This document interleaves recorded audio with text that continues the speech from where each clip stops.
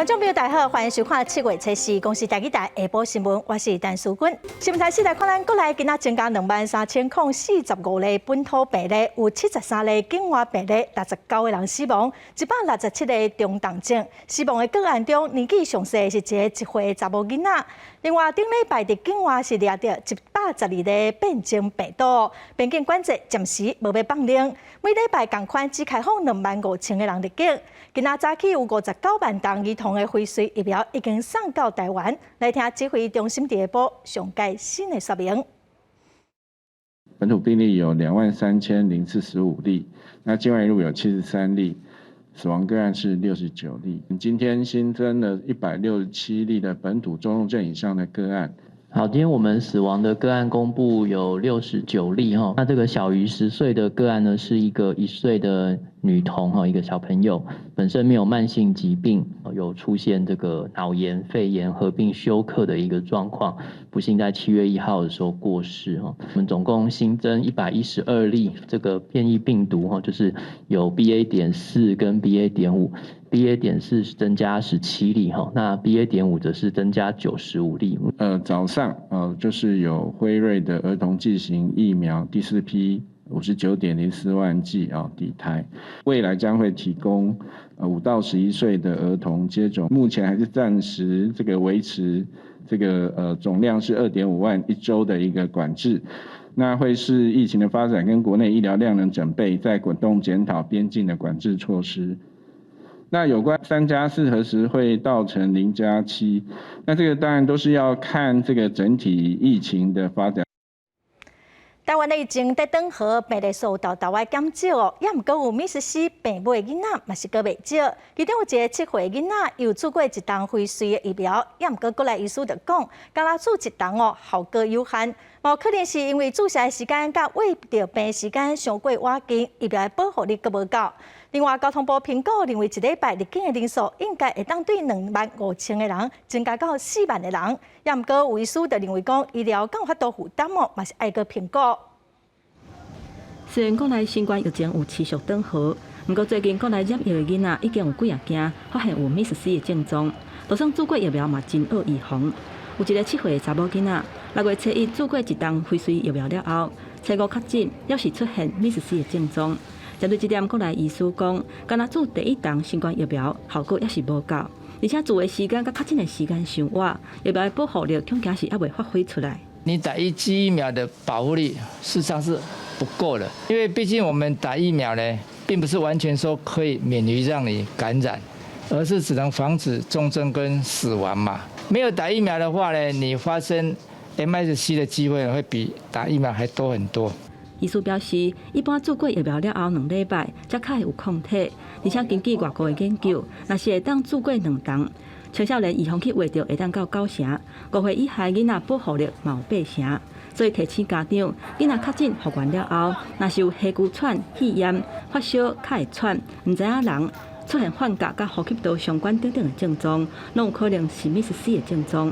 若最近出境的人数比入境的人数较侪，交通部清点防疫的量能了后，评估本1礼拜入境的总量提升到4万人，也会当负担。目前已经有向指挥中心报告。针对这点，指挥官陈时中讲，确实是有需要，不过要爱详细来估算。另外，有医师认为讲，要是爱精算国内收治的量能了后，再过来研究会较妥当。确诊的案例数在0.1% 以下的话，那目前我们重症的比例差不多0.4% 左右。那再配合我们医院里面的加护病房可以收治的床数，假如说我们的医疗量能可以负荷的话，我们就可以再开放。医师表示，应该考虑民众生命的安全，等到过一天确诊的人数降到2万人以下，才来开放。而且这波奥密克戎的疫情，各国拢是以检测重症的病人为主，假使医疗容量会当负担，才来放入入境的人数，安尼才是较合理估算的方式。记者综合报道。来看台中成功岭的替代役，最近有一批大多数拢是警察大学还是警专的学生，本地明仔就要结束训练咯，也毋过却传出讲大规模染病，计共有335个人确诊，到营区内底的人别讲哦，伫营区内底完全无防疫措施。台中成功岭营区爆发大规模的群聚感染。替代役第2、3次提出，大部分拢是境内境全生。初二下晡开始有疫男出现新冠肺炎的症状，初3营区展开全面的快筛，结果有256个人是阳性确诊，规个提出累计已经有335个人确诊，确诊率有到38%。内政部疫政署出面证实，初步怀疑甲疫男快筛无够确实有关系。我们都是请疫男自主的这个做快筛，那这个部分可能或许没有很落实的去做了他自己在做，也许没有这个，但是这个部分也只是我们的研判。内政署表示，替代役入营的前2天，甲迄天拢会要求因做快筛。这个提出是6月2日入营的，迄当阵快筛拢是阴性。目前当地了解是安怎营区内底会爆发群组感染，毋过有受训的役男，初3伫咧底卡发文，指控入营第2天普胎都有2个人确诊，毋过成功岭完全无任何防疫的应变措施。梅毒传播链已经扩大，同一个营区其他役男嘛对媒体证实，营区的管理是真潦草。整个晚上，整个寝室人都在咳嗽，洗澡时间10分钟，100多个人一起洗，怎么可能没有染疫？然后吃饭的隔板有隔跟没隔一样啊，对。然后大家那个集体操练的时候也是全部都聚在一起。疫政署强调讲，2、3次提出的疫男，拢总有682个境内境全生，确诊者拢由防疫计程车或者是家属带转去居家照护。因为受训有规定讲，请假的时间若是超过1/6，都要缘分为头过来。这疫男真烦恼讲，为了配合防疫，权益可能受损。疫政署副署长沈德丰讲，接下会讲研议处置的措施。记者综合报道。年底特别选举了，国民党立法院党团今仔开记者会，质疑讲，目前一礼拜只开放25000个人入境，有可能会去影响到一寡上久无回国、户口放迁出的国民的投票权。因要求讲，入境的名额，政府应该甲台湾人列外，唔免限制。也毋过，民进党团是认为，无应该为着选举影响防疫。新冠疫情已经烧几啊冬，有一寡海外国人是超过2年无回来台湾，叫依照户籍法来甲户口迁出去，影响到健保的资格，还有年底投票权。根据选罢法规定，要伫选举区连续待4个月以上到投票权。7月26号，也是今年9号选举迁户口的最后一天。国民党立法党团是质疑，中央疫情指挥中心即马每一礼拜敢若开放25000人会当入境，会互部分想要回来台湾投票民众是无法度赶赴这个时间回来台湾，让他们无法参加11月26号的选举。这是民进党的选举策略，所以国民党团第一项要求每周入境25000人的限制，排除本国籍的旅客。国民党团要求入境的人数限制，要来排除本国籍的旅客来维护因的投票权。民进党立法党团表示，即马疫情也无稳定，在国际上病毒 BA.4 甲 BA.5的威胁也是存在，也是要以防疫来做上重要考量。包含说防疫旅馆、防疫计程车等等的量能，贸然的去开放这个数字那可能所造成的风险是国内我们的民众所更不乐见的还是应该要以防疫作为最优先的考量，而不是呢只是心中只想到这个选举跟选票民进党他嘛表示，过去中央疫情指挥中心嘛捌讲过，会来随时调整入境人数限制，相信专家甲官员会依照国内疫情和防疫能量来做上适合的考量，来维护国人的健康安全。记者张志阳、淡薄如台北报道。再来看澳门政府指出讲，3天内底2届伫台湾进口的船只验出有新冠病毒，所以暂停进口1礼拜。农委会主委陈吉仲是表示讲，船只未去喂着病毒，只有人会喂着病对澳门政府的做法表示遗憾，讲会要求提出可靠证据嘉义县长洪忠良是表示讲，中国是想要用政治来影响贸易，咱台湾人就爱说理。我想还是再次说明。芒果是不会确诊的，会确诊的是人。再一次强调，船也未传染病毒给人。伫最近，澳门政府3天内2遍自台湾进口的船的外包装顶头验出新冠病毒。农委会主委陈吉仲讲，根据掌握的资料，台湾出口到澳门的船也无多，而且出口的时间是6月15日进前，这么这个时间点让人真意外。希望澳门政府爱提出相关的科学证据。那连续2次。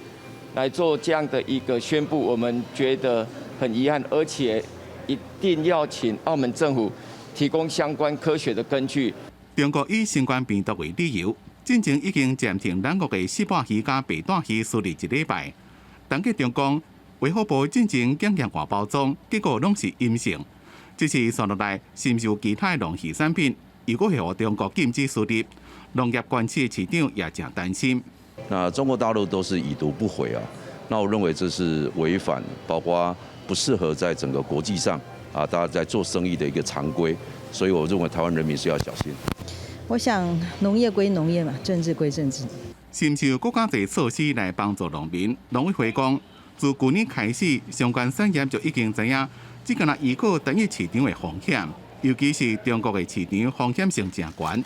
3年前，台湾水果外销有8%是到中国市场，即马已经降到4%，会慢慢调整，还佫加大产地基础建设。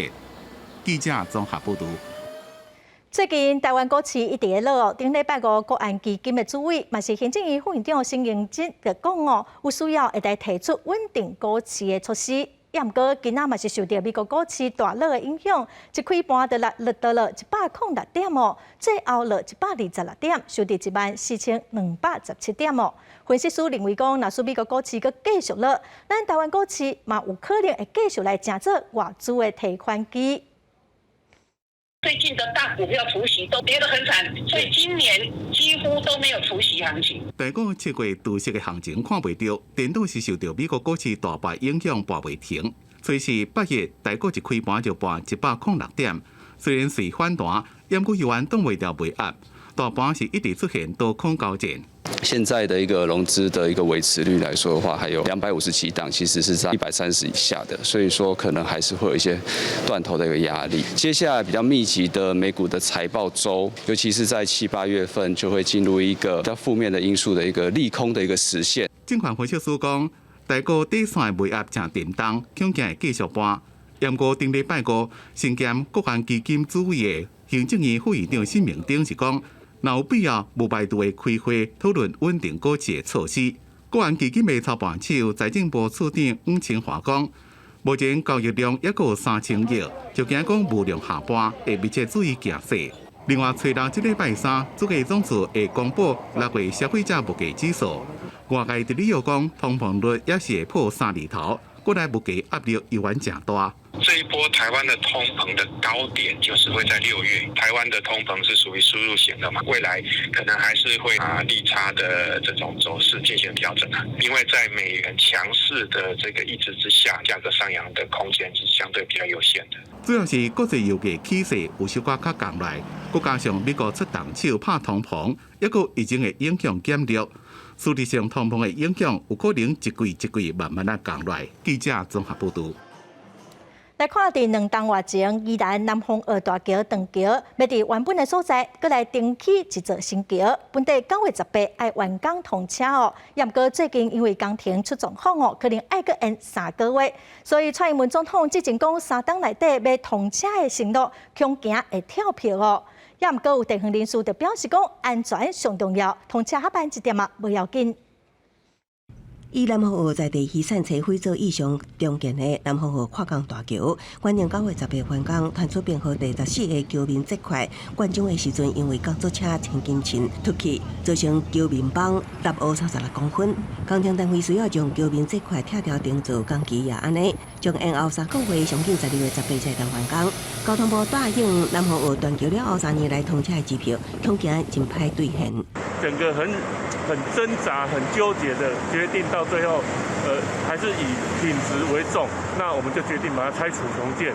南方河跨港大桥2019年10月初1发生断桥，在海桥卡3只渔船有6名外籍渔工罹难。事发了后，交通部伫原地重建新桥，由苏花界工程处负责施工。不过发生施工问题了后，经过工程单位评估，为了维持桥梁结构安全，决定将第14个桥面这块拆掉重做。不过因为拆掉的地点拄好是伫船只航道上，也互烦恼感觉影响渔船出入港口。工程施工人员能够来跟我们渔民，或是来开一个协调会议，是不是渔船在航道上面哪一个区域比较危险，哪一个区域比较安全，也做一个检讨。用链锯跟整个分解小块的部分，然后利用我们的吊车把它吊下来。用这个方式来施作的话，是不会影响到那个航道的安全跟出入。徐辉讲，希望时间单位会当甲渔民开协调会议，通知渔民时间期间，航道上倒一寡区域危险，倒一寡区域是安全。苏花界工程处讲，即摆采取较长的时间天数，有70天，会采用将桥面分解做更较细的碎块，佮用吊车吊去路面拆除的工法时间。虽然过程较复杂，工期也安尼延长，也毋过袂影响渔船进出港口。记者综合报道。桃园市中立培英路今仔透早有一排打铁厝的礼仪公司火烧，因为是铁厝又有囤一寡金纸，所以火是炭了真紧，熄了真猛哦。加强是有6间的礼仪公司烧起来，加载是无人受伤，起火原因还搁调查。大火甲乌烟是一直冲出来。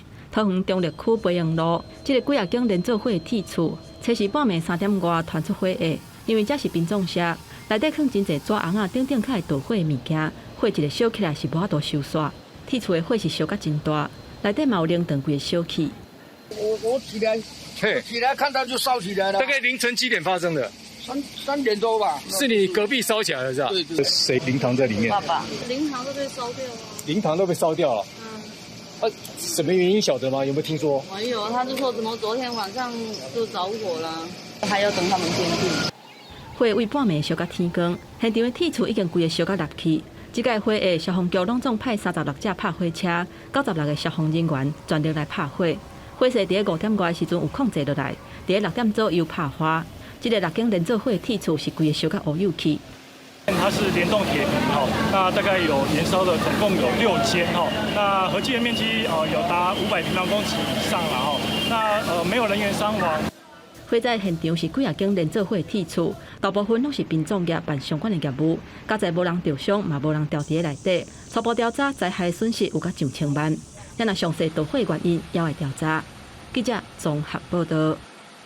来看高雄市三民区有一栋20外栋的大楼，伫顶个月24，因为8楼的外墙太落落去哦，去伤到一个经过10岁查囡仔甲一个阿嬷。最近一寡旧大楼常常拢有这款的状况，有民代质疑讲，虽然市政府有定住地条例，会当处罚要求改善，也毋过问题嘛是阁真多。代志发生到即摆要2礼拜，吕洞的伤势还无复原，脚趾片、腰部拢互落落来瓷砖啃地划伤，停了10几针，就要定期登去换药啊。掉落下来啊，到底是怎么发生？不知道。高雄三民区这栋20几栋的大楼，顶个月24号下晡，8楼外墙的壁落落来，啃地人伫中庭甲厝边耍的10岁女童，还佫有一对马孙仔。阿嬷甲2岁孙仔护条的，囡仔无代志，毋过家己有挫伤，女童的伤势较重，到今仔经过事发的地点，还佫会惊吓。其实我从那里走过，我都还很害怕，因为你不知道头顶上什么时候又还会掉东西下来。大楼知道这件事情，但是还没有一个表态给我们，但是有说他们有保一个公共意外险。这是大楼主委上班当中无法度取得回应，时代力量的议员就是发现，同一个礼拜三民区个另外2栋大楼毛壁落落来的状况。高雄市政府虽然伫2014栋到2017栋之间，清查了6楼以上建筑物的外墙，嘛通过了相关的条例要来改善，毋过伊质疑这个条例无落实，嘛无定出着定期申报的细节。细节的办法、申报办法以及流程。谁来做第三方的签证等等的都没有一个很具体的细节。如果所有权人没有办法在30日内改善完成，那我们会函请，我们还会请就所有权人在外墙先做安全维护措施。市府回应，若有这种状况，会请所有权人爱改善。后续若有一项的困难，会协助因甲市府都发局来申请着大楼外观来纠赔。记者王刘婷、陈显坤共报道。咱再来看，伫丹麦的哥本哈根一间购物中心，昨发生枪杀案。目前知影至少有3个人死亡，3个人重伤，嫌犯已经互警方抓起来了。警方嘛了解犯案的动机，有可能甲恐怖攻击有关系。在紧急的警报声之下，大批民众赶紧离开菲尔德大卖中心，真侪人真惊吓。外口已经有警员、警车、直升机、急救人员进驻。大卖中心发生枪击案，造成死伤，枪手是一名22岁丹麦的查甫人，已经落网。警方表示，这名嫌犯放猎的时阵，拿一支步枪加弹药，初步判断无其他共犯，作案动机也无清楚，无排除恐怖攻击的可能性。Vi rykker massivt derud og kan konstatere, at der har været skyderi, og der er flere tilskadekomne. Og det vi også ved nu, det er, at der er flere dræbte. 这名看到的人表示，迄当时大卖中心传出10几声的枪声，大约有11人匿入便所，内底人客真惊吓。They just saw a guy coming up the escalator, starting to fire with an automatic gun. Sen kom polisen, men folk fortsatte ju springa, så jag vet inte om han gick efter eller om det var. 菲尔德大卖中心位伫哥本哈根郊区，是丹麦上大的大卖中心，有超过140间店头甲餐馆，对家是连接市中心甲国际机场的地铁路线，也有一条主要高速公路也伫附近。英国知名歌手哈利史泰尔斯原定伫大卖中心无够2公里的所在演出已经取消，佮对伤亡者表示心碎。表演开始进前，会当容纳17000人的场馆内已经有歌迷组织，拢互通知赶紧离开。另外，丹麦王室宣布一场由王储弗雷德里克主持、甲宽发自由车赛有关系的公开活动也取消，也对死伤者家属表达哀悼。总理甲几啊个国家像芬兰、爱尔兰、挪威等领导人也谴责这件暴行。丹麦顶一摆发生恐怖攻击是伫2015年，迄当时哥本哈根一个文化中心甲一座犹太教堂互攻击，造成2个人死亡，6名警员受伤。公司新闻黄伟玲编译。继续看，罗西亚军队最近对乌克兰东部发动大规模的攻击。经过几啊礼拜的小战，乌克兰已经对利斯昌斯克撤离了。罗西亚嘛已经完全掌握卢甘斯克州哦。也毋过，乌克兰总统泽伦斯基是强调讲，撤军是为了无要造成军队的牺牲，嘛讲哦会阁用战术甲现代武器继续战落去。俄罗斯的国防部表示，国防部长绍伊古向总统普京报告讲，军方已经伫个礼拜接管利西昌斯克甲附近一寡据点。CNN 报道讲，这个地区的亲俄罗斯分离主义分子伫战役中取得胜利，并且讲因完成8年来努力的目标。Овладели населенными пунктами Вертикаменко, Золотаревка, Белогоровка, вышли к реке Северский Донец и совместно с южной группировкой войск под командованием генерала армии Сергея Суровикина замкнули кольцо окружения вокруг Лисичанска. В очередном котле полностью заблокирована украинская группировка войск. 俄罗斯军队顶礼拜才占领北顿内茨河对外北顿内茨克。原本乌克兰总统也阁否定俄方占领利西昌斯克的讲法，表示乌军也阁伫咧高举进行战斗。要才伫咧暗时全国电视演讲时阵承认，乌军已经自利西昌斯克撤出，并且讲撤退是为着要挽救乌军的性命。Якщо командування нашої армії і забирає людей з певних точок фронту, де ворог має найбільшу вогневу перевагу, зокрема це стосується і Лисичанську, це означає тільки одне, що ми повернемось завдяки нашій тактиці, завдяки нарощуванню постачання сучасної зброї. 卢甘斯克是形成乌东顿巴斯的2个地区之一。伫即马卢甘斯克被提起，互俄罗斯更加瓦近实现接管顿巴斯的目标。不过，泽伦斯基强调，乌克兰是未放弃任何领土，就跟那进行因收复的蛇岛同款。公司新闻陈伟林编译。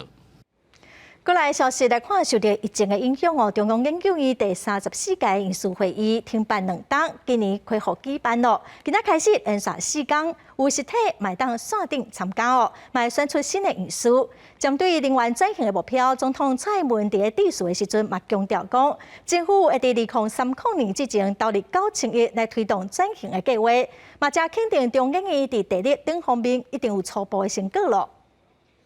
3鞠躬。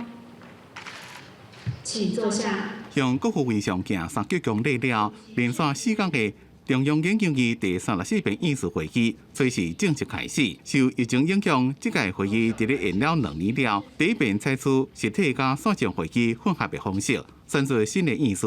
总统蔡英文伫咧致辞时阵强调，随时陆上管理行业所公布的上新世界竞争力报告，伫咧每1000人研发能力的指标，台湾排第1。中研院的角色正重要。政府已经规划在2030年以前投入9000亿的经费来推动转型计划，中研院也配合政策，积极投入相关的研究。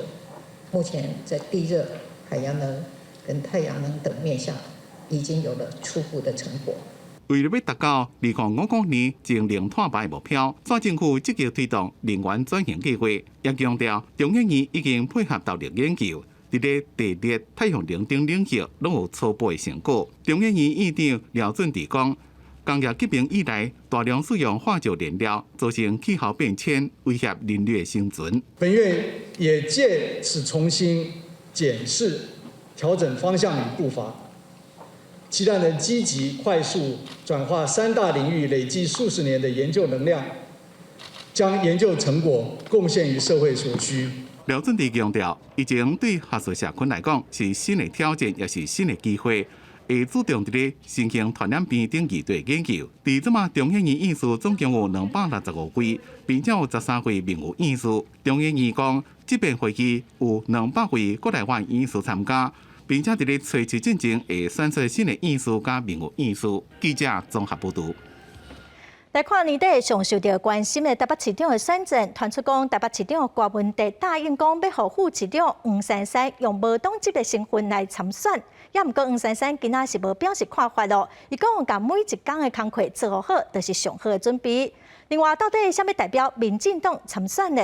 嘛传出讲，蔡总统跟前前副总统陈建仁来点头，所以嘛，互卫生福利部部长陈时中无想要参选咯。今仔早起伫中央的议事会议，总统蔡英文跟陈建仁并无回应这个问题。年底台北市市长的选举，大家拢真注意。这么传讲，台北市长郭文哲决定，副市长黄珊珊将会以无党籍参选，要拼选票超过哪里？市长之后选举会不会想办法来？希望宋主席也能够出面来支持。有当然是最好啊。我想这些每天蓝蓝绿绿在计算啊、弃保啦、合作，我觉得这些都是对市政民生没有任何意义。所以我们要做的事情就是要把事情做好，然后让市民过好的生活。因若伫另外这部分，台北市长的连选也未出来。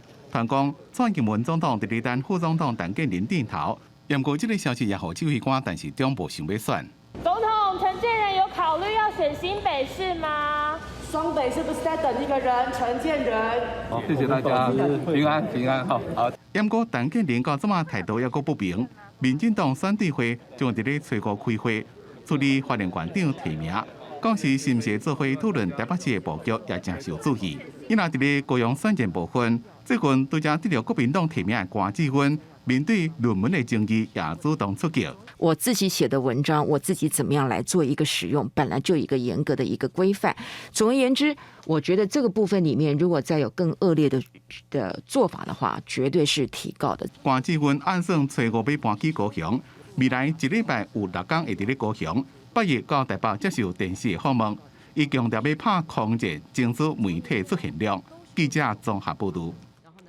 来看中华邮政的子公司中华快递工会早起宣布讲要发起罢工的行动哦。工会因为不满已经真侪档拢无调薪水咯，增加资方的协商嘛无共识，已经通过罢工的投票。目前北区的会员哦是先警告性质罢工，伊嘛提出3大的诉求，若是资方无回应，就会全面来罢工。趁着最后伫咧罢工的中华快递北区外群员工，想要冲入去交通部电前，中华快递企业工会讲，公司几多年来拢无调薪水，造成人才一直离开。要么公司3对外找约聘的外群，薪水是开38000，但是负责同款工作内容的正职的员工，薪水只个啦26000到27000。工会要求比较母公司中华邮政建立调薪的制度。公司长期缺员的关系，变成我们一个人可能要做1.5或是2个人的工作。目前只有北区但是如果说他还没有给我们正面回应的话，会变成全国。中华快递是中华邮政公司转投资的子公司，主要业务是快递运航票据。工会讲，最早依照停事进行罢工投票了，已经摕到合法的罢工权。自这么开始，北区员工无提供劳务，算是警告性的罢工。全公司200多位员工，目前有130人罢工。工会提出调薪5000块，建立调薪的制度，正职的员工薪水袂当比外包派遣较低3大诉求。也无排除会扩大罢工的行动。董事有11位，我们都要去逐一拜访，让整个这个资料周延，看看他们有没有意见。原则上这个月会开一次临时董事会，但是哪天呢要董事会决定啊。另外，看地讲，找三家工会已经进行会议协商，也果无共识，但是一家工会诉求提起董事会按照程序研究对策。但是工会正不满，认为资方只是伫咧推脱，继续伫咧交通部头前静坐抗议，要求交通部长王国材唔当互邮政子公司变做废官企业。记者综合报道。今仔早起，伫交通部的大门口有真侪交通倡议的团体出面争取路权，伊呼吁政府嘛应该爱开放暗时飞行的申请。也毋过，民航局回应是表示讲，咱国暗时飞行的规范，甲先进的国家做法拢共款，无啥物问题。就算外口的日头真炎，嘛要去交通部。台湾机车路权促进会等等的团体最近一直有动作。除了几届路口中和台转的行动，还有7月初1争取开放大型重型机车上国道的活动了后，初9嘛会伫凯德格兰大道集合，举办交通改业大游行，争取道路的平权。我们希望可以涂销内线的所有进行机车，我们希望呢可以让机车呢可以自由的选择，它是要去做2段式的左转，还是要从内侧车道来进行左转。那同时呢，我们也希望让机车呢可以使用安全的路，包含到苏花改，包含到南回改，包含到高速公路。台湾交通安全协会提数据指出，乌托邦伫咧路面为着要闪停伫咧路边的车，发生事故的几率会增加2.3倍。过来坐骑乌托邦的族群，煞无相对应的路权，大家拢爱甲各种的车辆来小坐车路，互骑乌托邦的人冲在伫咧危险的环境内底。在同一个路段的高架桥和平面道路上，在干扰比较少的高架桥上面，事故风险是大幅度降低的。而且不是说机车肉包铁它就危险，但是其实是没有，就是只要行驶在低干扰的高架桥这种封闭式道路上面，大家的事故风险都是降得很低。除了路权以外，空隙嘛要争取。民航局遥控无人机规则实施2年外，313反不平等空隙联盟认为讲，对自然人的部分也毋是介优先，呼吁会当互自然人会当申请夜间飞行，证照若是到期换证免阁停考。民航局回应讲，咱国夜间飞行的规范甲证照的制度，拢甲欧美等等先进的国家做法是共款的，并无特殊的政策。记者综合报道。国家人权委员会今仔启动儿少性侵害的研究计划哦，按说要访问500个捌伫未成年的时阵伫学校还是安置机构的受害者，来找出结构性的问题。也毋过，嘛有学者讲哦，这是一个真困难的计划。老师开始摸他的身体，对他做奇怪的事，还说你不可以跟别人说。性侵害受害者伫镜头前勇敢讲到过往的遭遇。国家人权委员会透过电波影片，鼓励有同款经历的人同齐站出来。这是正式启动儿少性侵的系统性轰炸甲研究计划。我们聆听受害者的声音，找出整个儿少性侵事件中存在的一些结构性的因素。性侵害通报案件去年有7700多件，甲无满18岁儿少有关系，其中超过4500件。因为儿少性侵案件严重，人权委员会展开研究，有计访谈500名受害者，捌伫校园也是安置机构遭遇过性侵害，而且事发迄当时年纪还未18岁。其实实际的状态比我们这个看到的数据是来得严重。也就是说，它是一个有黑数的。透过大规模轰炸，希望找出更加侪乌素，也是压出者，小感是遭遇到不利的对待等等。也毋过代志过真侪年，受害者敢是愿意出面参与这摆计划，学者也表示有一定的难度。那我个人是觉得，的确要我们的受害人在这么久之后来谈他受害的一个历程经过，是有一定的一个难度。但是我们也提供的所有我们能够想到的协助、帮助，来让我们的受害人可以倾诉他过去所受到的委屈。希望照着调查结果，为文化制度顶面向找出系统性问题，包括敢是校园通报机制失灵、学校掩蔽证据等等，佮做出可行建议，重视儿少性侵问题。记者综合报道。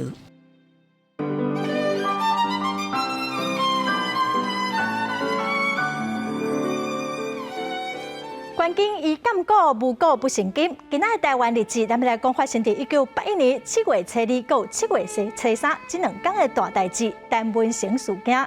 陈文成博士伫1950年出世，若说佮在世，今年嘛已经70多岁了。也毋过伫41当前迄当时，伊才31岁，伊伫美国的卡内基理工大学教册哦。1981年5月份，伊带太太甲刚出世的后生，返来台湾探亲。本地按算7月初1就要返去美国，无想到讲紧被总部说故意无要发出境的许可证予伊。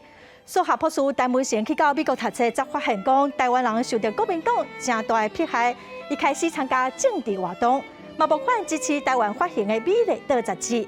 所以当时伊一登来台湾，就互警长对调的，嘛互掠去问话。无想到讲伫7月初2，伊伫厝内就互押走。7月初3，伫台湾大学研究生图书馆附近，就发现伊的尸体。国民党官方的验尸报告是讲哦，陈文成是畏罪自杀。也毋过，陈文成的老爸是讲哦，这无可能，伊认为伊后生是互谋杀，是互杀死的。陈文成迄当时教册卡内基美农大学的校长塞尔特嘛无相信讲，遮尔少年、遮尔有前途的陈文成会自杀。校长讲哦，陈文成不幸过往是规个世界的损失，所以校长嘛拜托美国的法医来台湾验尸。法医为此的报告是指出讲，陈文成博士有可能是先互拍甲昏倒，还是互注麻射，再互对楼顶弹落来楼骹。伊讲这是一件谋杀案。去年的2月份哦，经过真侪邮寄、真侪党的走踪哦，总算伫陈文成博士当初尸体互发现的所在，台大的校园内底，来成立陈文成事件纪念广场，来纪念这位为台湾争取自由、为民主牺牲的前辈。也毋过，代志发生到呾已经40多天了，陈文成命案到呾佫还未找到凶手哦。那么，真期待讲两早有真相大白的迄一天。今仔台湾历史上的大代志，讲互观众朋友来了解。咱个继续来关心云林虎尾平和国小要起一间新的附设幼儿园，也毋过这个工程哦已经流标13届了，最近总算发包了，按算明年的8月份就会完工了。万项拢起价，疫情搁欠工。云林虎尾平和国小非营利幼稚园新起工程，经过13届流标，2届追加经费，对3800多万增加到6600多万，总算是顺利发包。按算明年8月得当完工。那我们的幼儿园完工之后，预计招收4个班级，106位学童。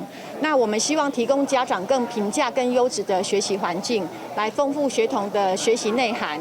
云林县教处表示，因为虎尾公立幼稚园比例较低，目前公立的甲私立的锁定的招生，分别是公立的582位，私立的2132位，名额差收济。虽然囝生这个问题愈来愈严重，不过为了让家长减轻负担，希望通提供有更加侪公立的名额来选择。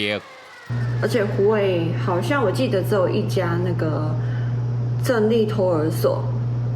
他还要用抽签的进去，所以我后来就选择只能维也纳或纯子去选择让孩子就读幼稚园。那新设的虎尾国小的非营利幼儿园，包括今天的平和国小的非营利幼儿园，包括中西国小附设幼儿园，再加上我们虎尾正立托儿所哈，那这样的比例也才能够只能达到公立的比例20%。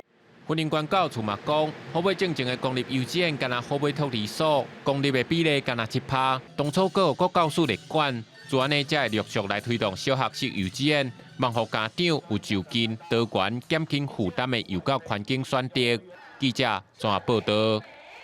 再来看花莲关会站哦，因为疫情花库存真少，最近阁因为歇热，目前只剩7天的量哦。O型甲 A 型的花嘛已经得要无咯。关会中心是呼吁民众发挥爱心来关会。拍开花莲关会中心的会库，架顶蓝色的塑胶盆内都是剩的血液，其中 O 型甲 A 型的血只剩个位数。关会中心逐工呼吁关会，也毋过愿意来关会的民众也是无够。我觉得跟疫情大家不太敢群聚可能也有关系。花莲县的那个用水量一个月大概要3700到3800袋左右。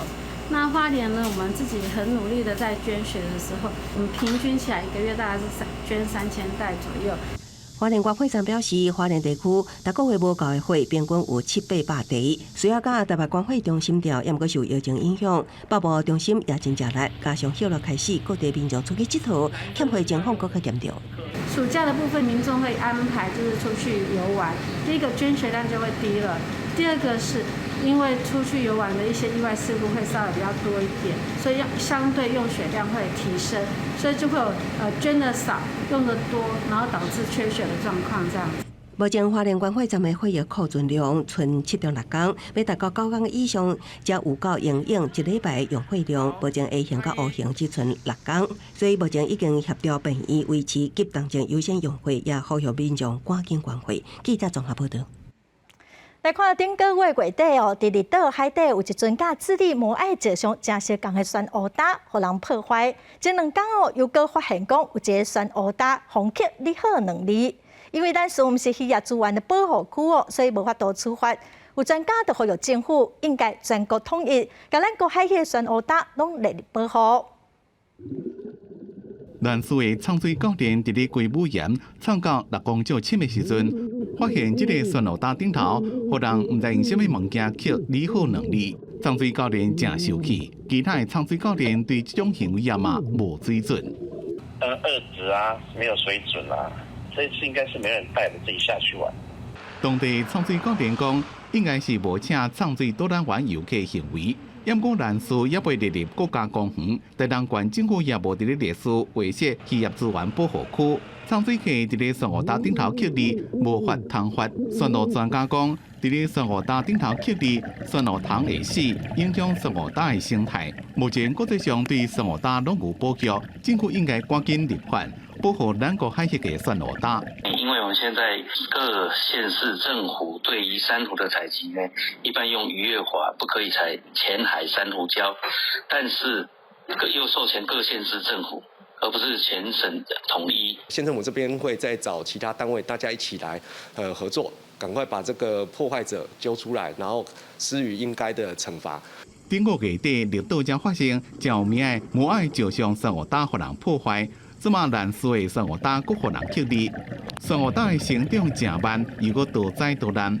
目前海洋委员会所制定的海洋保育法也未通过立法院审查。专家甲离岛当地居民都希望政府甲立法院加油，赶紧有专法会当保护咱的海洋生态，毋能佫互海底生态被破坏。记者综合报道。社会上哦，真正啥物款的人拢有。最近台南安平有一间超商，有5件散失的商品的包裹熊熊消失，无收钱嘛无退货记录。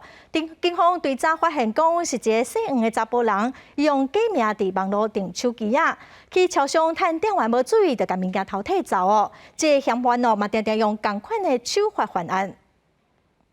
监视画面内底看到一位查甫人原底伫咧座位，后一秒煞家己行向超商咧放包裹的所在，利用拄则买到的纸箱仔来暗号偷摕包裹。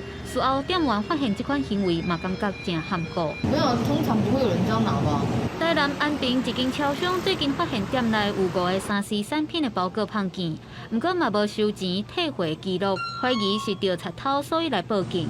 警方调监视画面，找到35岁姓黄的查甫人，发现伊是先利用假名订货，等甲物件寄到超商，观察放伫什么所在，才个假做要寄货，趁店员无闲无注意，将货架顶悬的包裹放入去纸箱仔内底偷摕走，得利78000外块。进入超商后是以假借以购买纸箱为理由那趁超商店员在忙碌中，然后趁机就窃取，利用其他假名订购的物品就取走。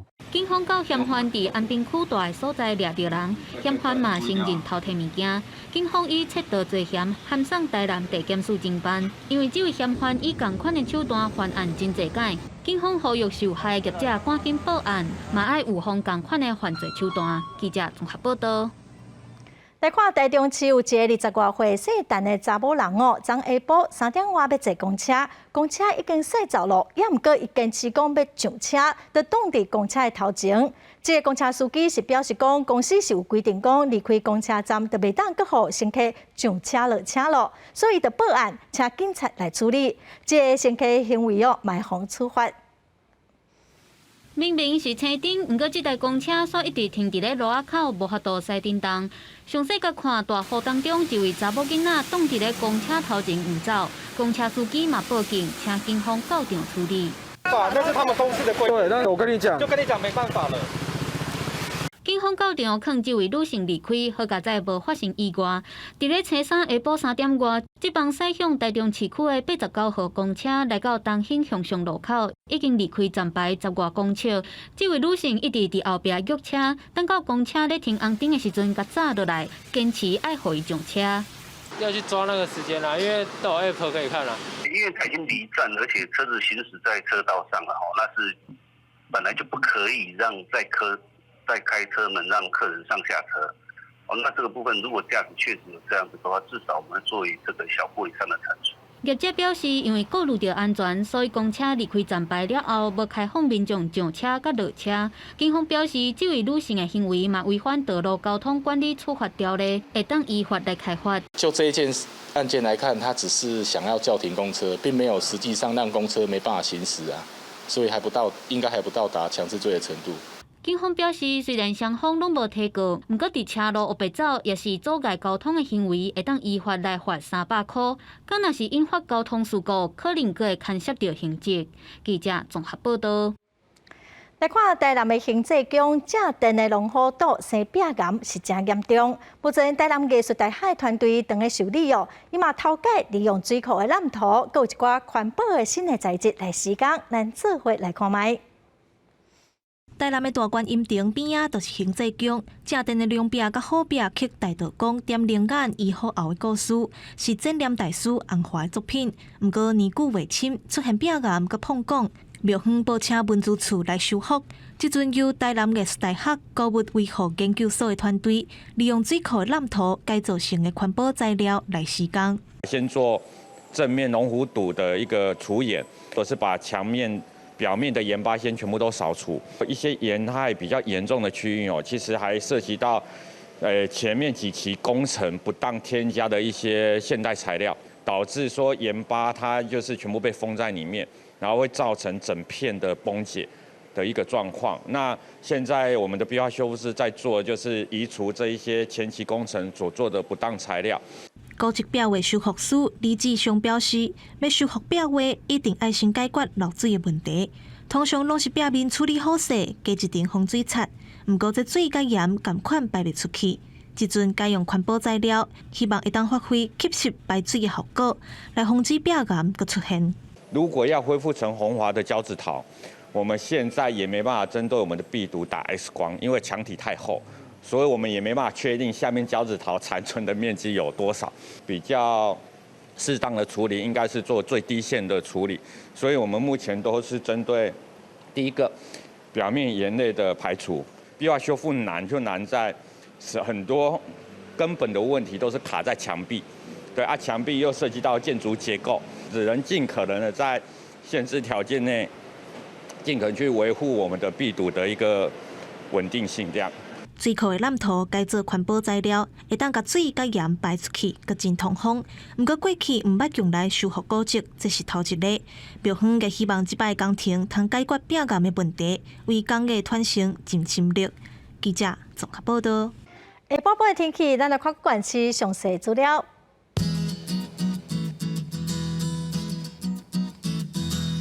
北部地区上低29度，上悬34度。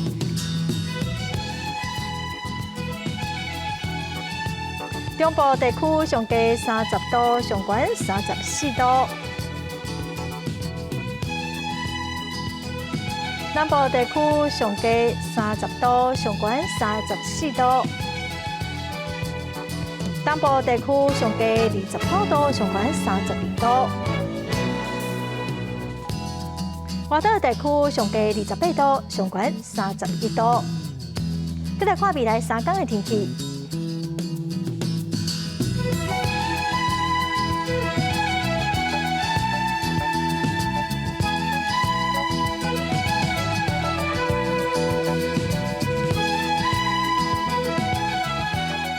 感谢观众朋友收看《公视台语台下晡新闻》，我是陈淑君，明仔载下晡3点，咱再会。